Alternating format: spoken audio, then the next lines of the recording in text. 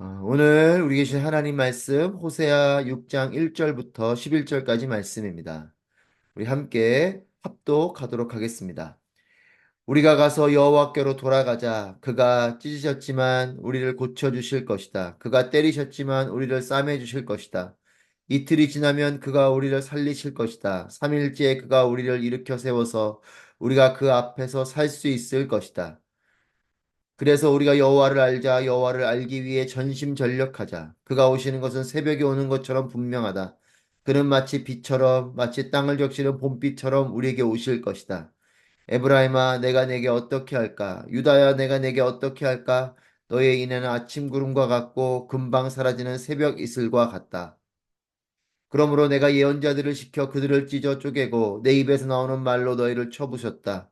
너에 대한 심판이 번개처럼 올 것이다. 내가 말하는 것은 인애이지 제사가 아니며 하나님을 아는 것이지 번제가 아니다.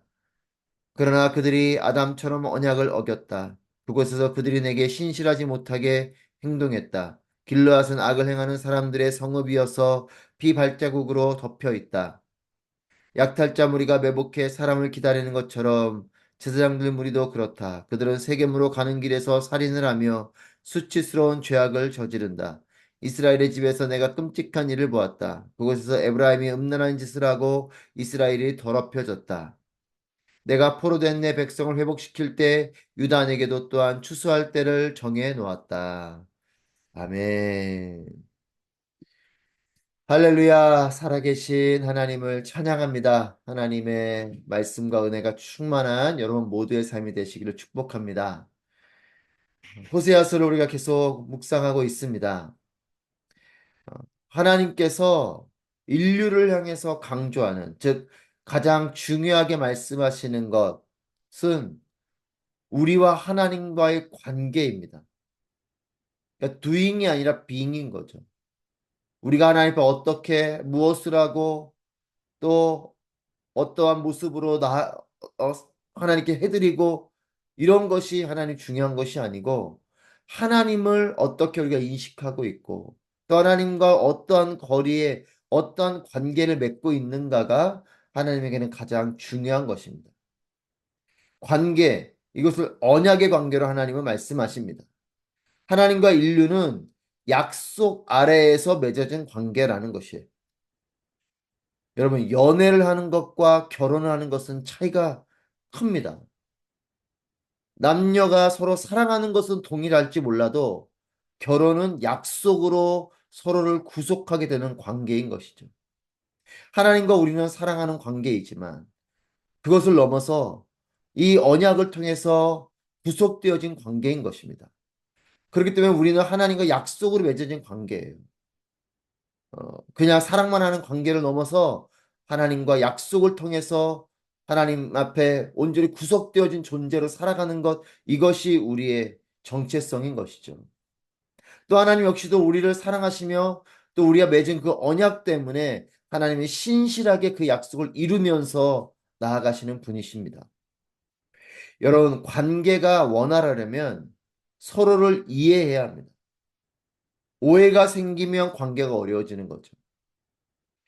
이 언약의 관계, 하나님과 우리의 이 언약의 관계가 온전히 이어져 가려면 우리는 이해의 관계로 나아가야 됩니다. 이 언약을 이해해야 되고 이 언약의 관계에 따라서 하나님과 나아가야 됩니다.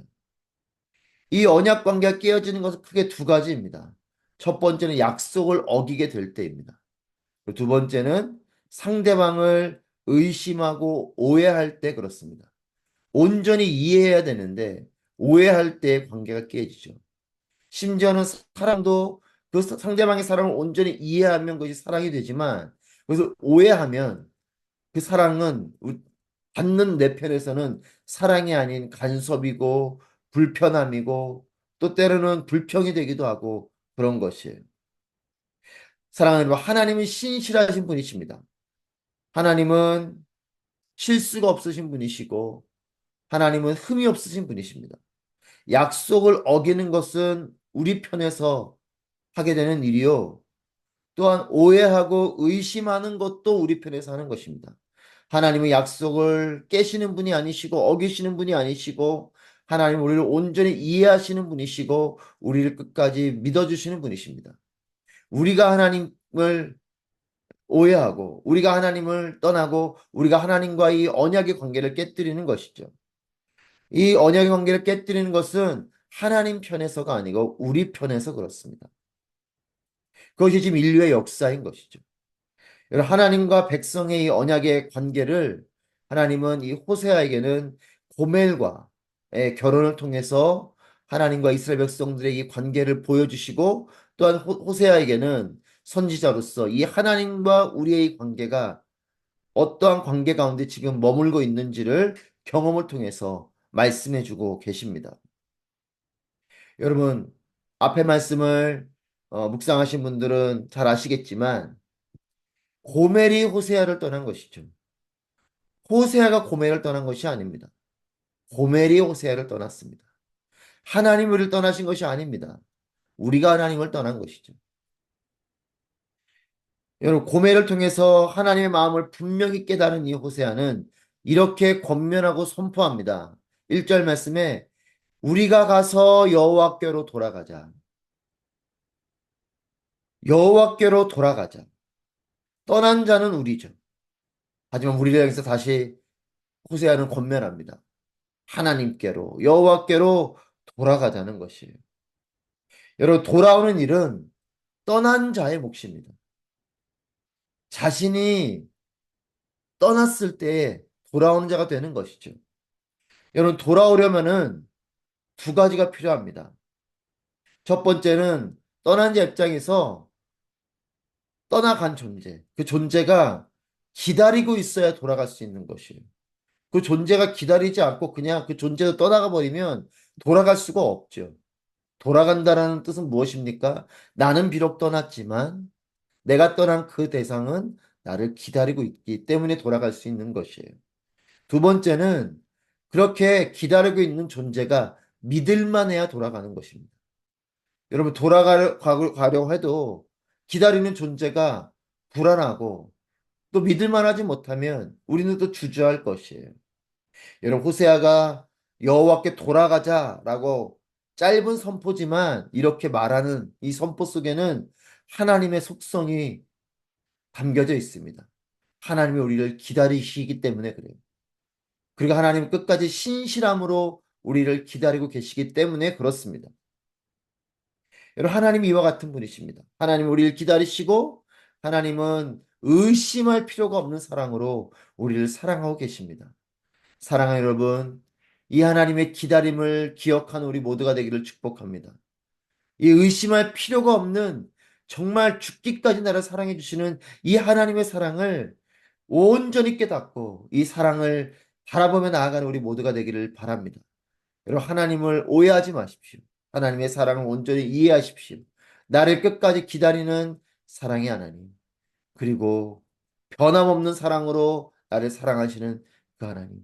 내가 하나님 사랑을 오해해서 그렇지 하나님은 어제나 오늘이나 영원히 변하지 않는 사랑으로 나를 사랑하고 계심을 믿습니다. 여러분, 그럼에도 이런 하나님이 계심에도 우리가 하나님을 오해할 때가 있어요. 여러분, 하나님은 크게 두 가지 속성을 가지고 계신데 하나님의 속성은 사랑과 공의입니다. 하나님 완전한 사랑을 가지고 계신 분이시고 하나님 완전한 공의를 가지고 계신 분이십니다. 하나님께서 사랑을 베푸실 때가 있고 또 공의를 나타내실 때가 있어요.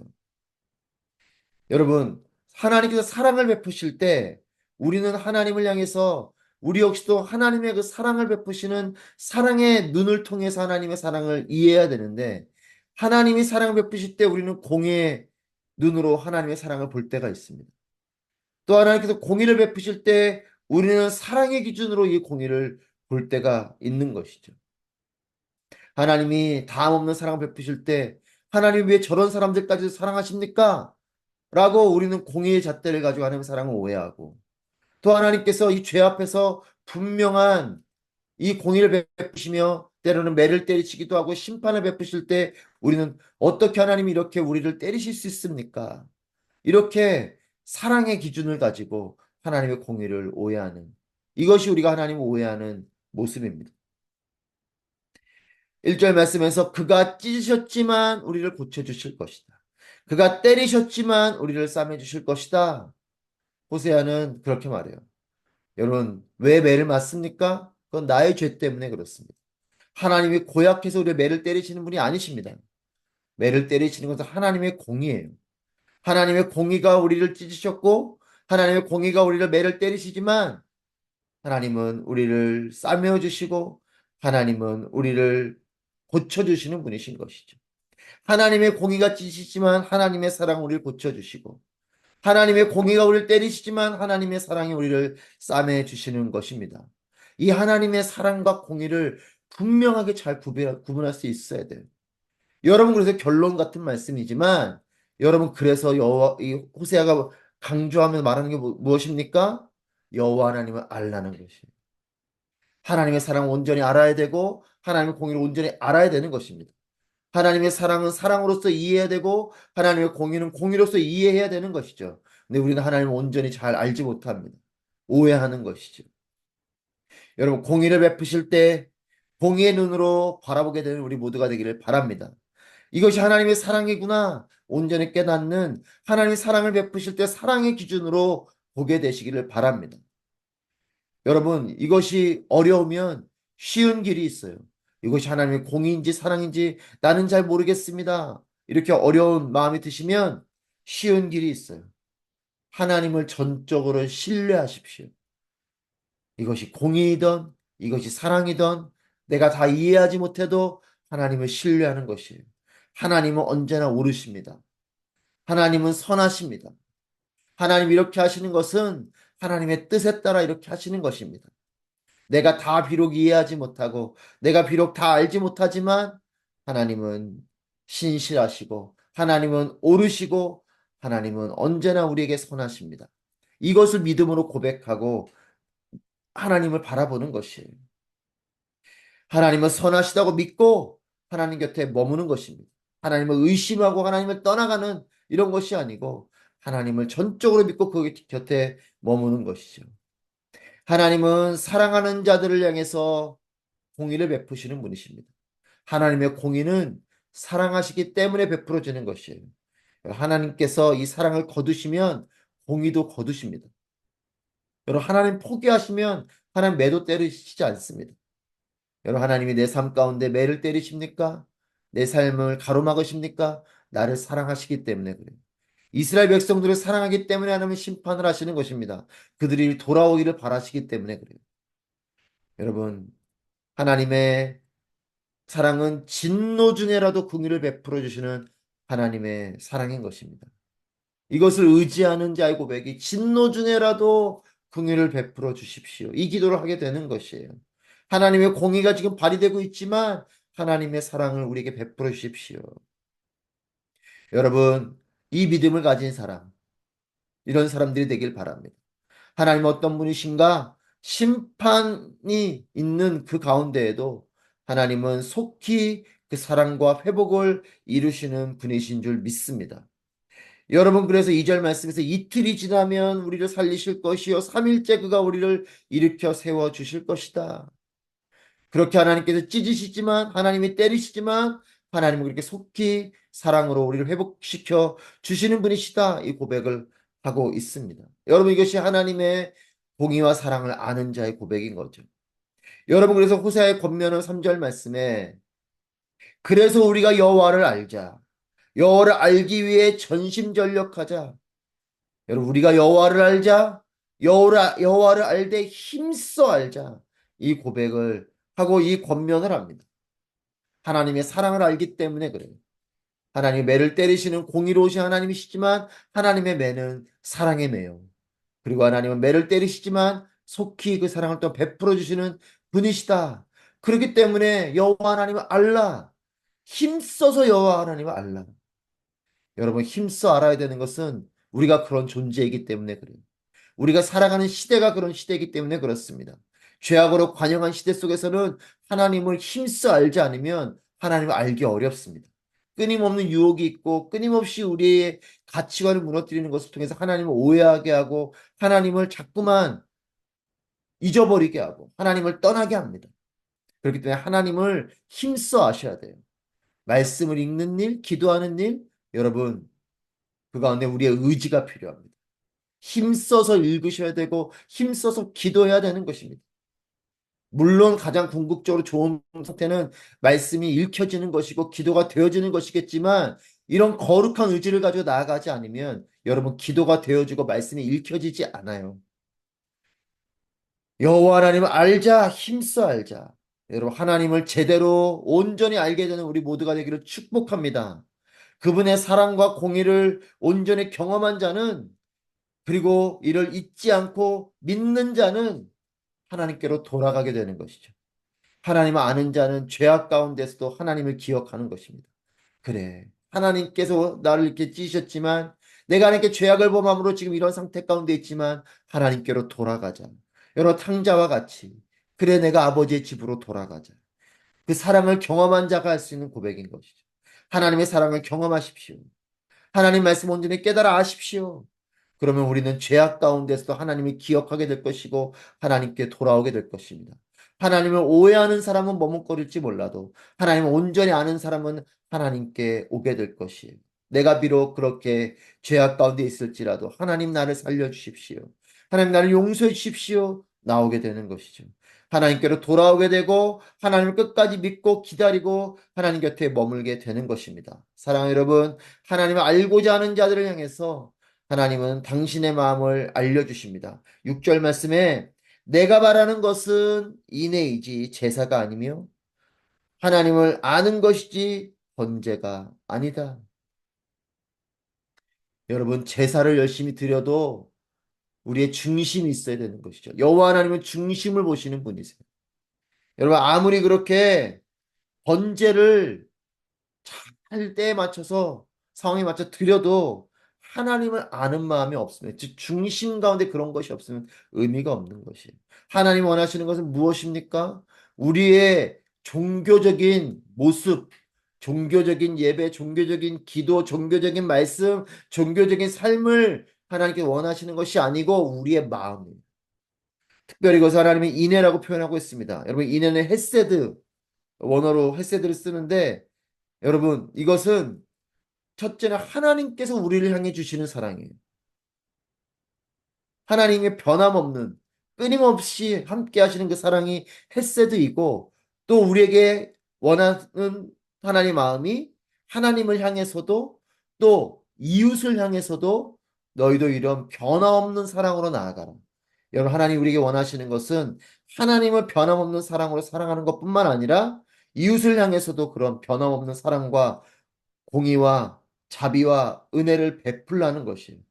여러분, 그래서 이 헤세드라는 단어 속에 이 인애라고 표현하신 것은 하나님의 우리를 향한 사랑의 속성을 담고서 너희도 그런 사랑으로 여호와 하나님을 사랑하고 이웃을 향해서 그런 사랑을 베풀라는 것이죠.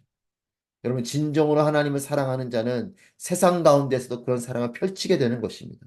하나님만 사랑하는 것이 인애가 아니요, 하나님을 사랑하고 이웃을 사랑하는 것이 인애예요. 여러분, 지금 이 말씀하는 시대 속에는 이런 사회적인 정의와 공의조차도 무너져 있는, 빈부격차가 커서 그런 어려움 가운데 있는 이런 시대인 것입니다. 여러분, 하나님이 이 시대를 보면서도 그러실 것이에요. 우리를 보면서도 그러신 것입니다. 하나님의 사랑하는 모습뿐만 아니라 세상을 향해서, 이웃을 향해서 그런 사랑으로 나아가라 하는 것이죠. 하나님 이걸 원하시지만 우리의 민낯을 말씀하십니다. 하지만 너희의 인애는 아침 구름 같고 금방 사라지는 새벽 이슬 같다.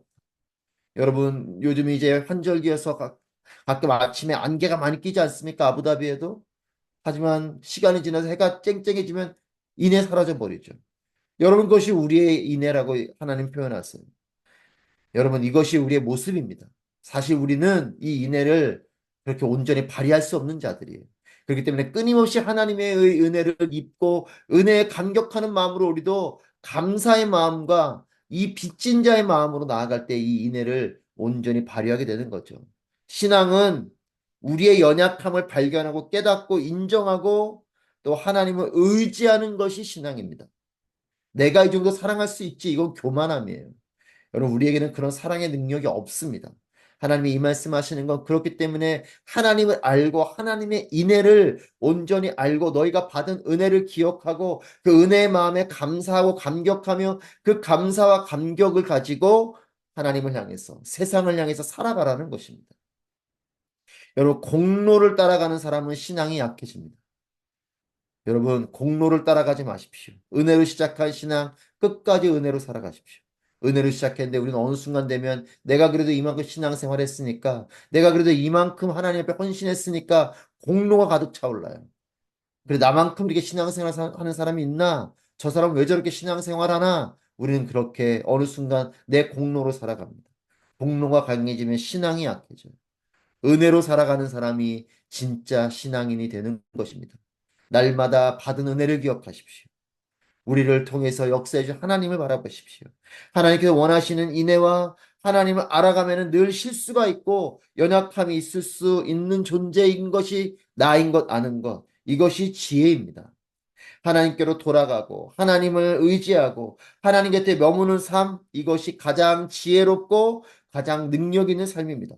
세상은 반대로 살라고 말해요. 하나님께 돌아가는 것, 그것은 연약한 거라 말합니다. 너의 능력으로 살아라. 너가 중심이 되라. 여러분, 그 세상은 그것이 능력이라 말하지만 그것이 지혜라고 말하지만 아닙니다. 하나님께로 돌아가고 하나님을 의지하고 하나님 곁에 머물러 사는 것이 진정한 지혜요. 그것이 가장 능력 있는 삶입니다.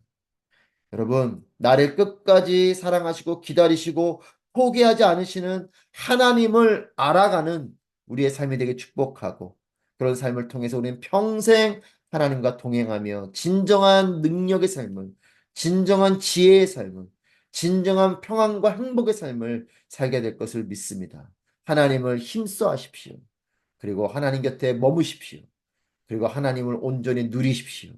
그리고 그 은혜를 가지고 세상 가운데서도 이웃을 향해 나아가는 우리 모두가 되길 주님의 이름으로 축복합니다. 기도하겠습니다.